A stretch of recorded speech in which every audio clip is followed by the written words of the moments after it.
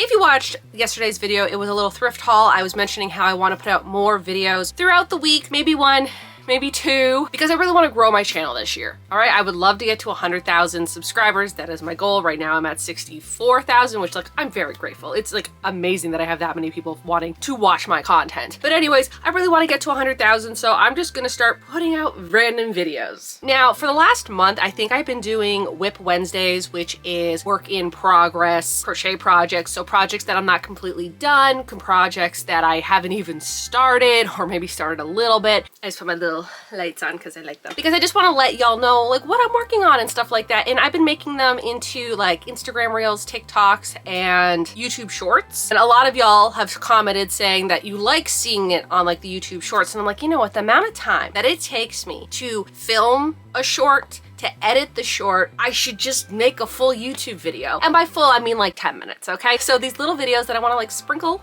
out in the week, I don't really want them to be more than 12-minute longs, like little short vlogs, little short videos. My Saturday videos will remain the same, of me putting as much effort as I can into them and really like editing them and spending the time on them. Whereas these ones, it's more like film, quick edit, release. You know, I kind of want to see how that goes. If I get too stressed out and overwhelmed, then I'll stop. But I think I can do it, because a lot of times I'm just kind of like wanting to do something. I'm like, I don't know what to do. Well, I didn't film anything, so I can't really edit anything. So this is that. Anyways, today is Wednesday, so it's going to be a work in progress Wednesday, Whip Wednesday, and I'm just going to show and share some projects that I'm currently working on, as well as maybe some projects that I really want to work on, but I got to get some other projects done before that can happen. If you are new to my channel and you like crocheting and thrifting and the 80s and Stranger Things and all that jazz, why not hit the subscribe button? Where do I start? Let's start off with the project that I'm working on for this week's video. I'm not going to show you the projects. You'll have to wait for Saturday's video to see them, but I do want to give you like a little glimpse into it. For this week, I'm actually going to be making 3D granny squares from this 3D book. These are the 3 granny squares that I'm making. You'll have to wait and see. I absolutely love making these granny squares, and they're a lot bigger than I thought they would be in the directions. They tell you to use DK weight yarn and a 2.75mm hook to make these projects. And it's just, no, that's not gonna happen. So the very first two that I made, that I'm still making a pillow, but it's for somebody, so I can't show it, I ended up using just yarn that I had left over. It was just medium weight acrylic yarn, worsted from Michaels, like, you know, loops and thread. And the squares are like this big, they're like 10 inches across. And then for this one, I'm actually working with Stephanie from The Creative Knitter. Again, my favorite yarn store. It's in Ridgeway, Ontario. Absolutely love it. And she's so nice. We kind of decided that, you know what? She didn't have any store samples of these. And I'm like, hey, I like making granny squares. Y'all know I love making granny squares. Remember December when I was obsessed with granny squares? I made one every single day. It was for a project, but still, I love granny squares. So we decided that she was gonna pick some yarn for the projects from her shop, and then we picked 3 that she liked, and then I'm gonna make the 3, and then she's gonna display them in her store. I bought this book back in November, and I'm finally using it, and I absolutely love it, and the instructions are pretty clear, which is good. So this is one project I'm working on. This is the yarn for it. It is Estelle worsted yarn. This is it. It is so soft to work with. I absolutely love it. It is a worsted weight yarn, but it's almost like if you've worked with loops and threads. The only reason why I always bring up loops and threads from Michaels is because I feel like it's a very common brand. It's a very easy, accessible brand that a lot of people can afford and buy. Like for me, that was the only yarn that I bought for such a long time, and I still absolutely love it. You see that lamp?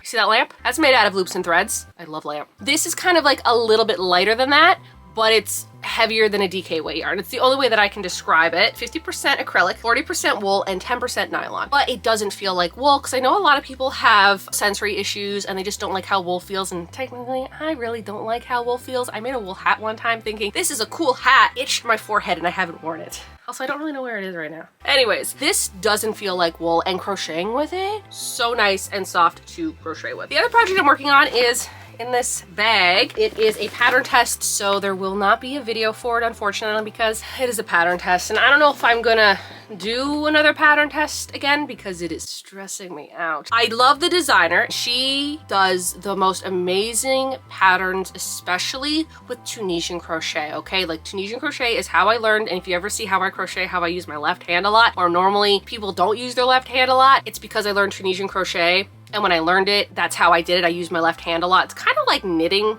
in a sense. Like, people who knit, don't be like, it's nothing like knitting. It's a little bit like knitting because I knitted one thing and it was the same motions. Is this it? Is this the right way or is this the right way? It's this, okay? I put it together. If you've been seeing my Whip Wednesdays, it's been in pieces forever, but it's put together. And I've put the little collar on, and I have to say that the collar, I was really stressing about it because again, it's a pattern test, so I can't just do whatever I want. And that's another reason why I don't think I want to do pattern tests anymore, just because like, I like getting the pattern, I like following the instructions, but sometimes I not necessarily disagree with the pattern, but I'm like, you know what? I'd rather do it this way.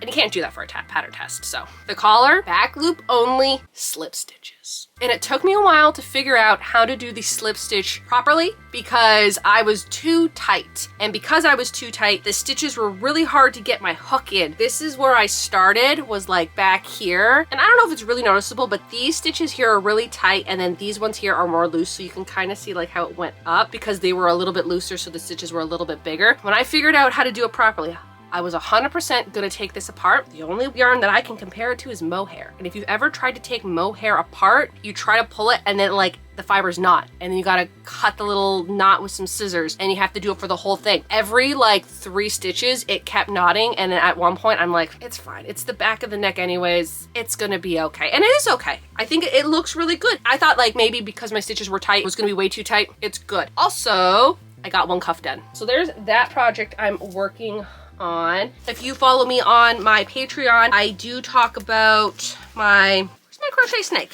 I talk about how I'm doing a temperature snake for the year. I haven't finished February yet. I'm almost done February, and then I have to film the February update. So if you're part of my Patreon, I think in the next week or so, I will be uploading that video going over what happened in February, what I did in February, and what the snake is currently looking like. But like, here's the snake. Still haven't put the eyes on. They're googly eyes. They're googly eye buttons. So those are the projects that I am currently working on, but I do have a project that I'm really excited about that I have to wait until all these projects are done. So maybe, I'm really hoping maybe next week I could actually put this video out. We'll have to see. It's this yarn here. This yarn is called Concept. It is Merino Baby Granny. And what this is this makes 24 granny squares. You know how much I love granny square yarn, but this is a fancy granny square yarn. So fancy, it cost me $50. I know. I think it's a pretty cool project. You have to think about it this way.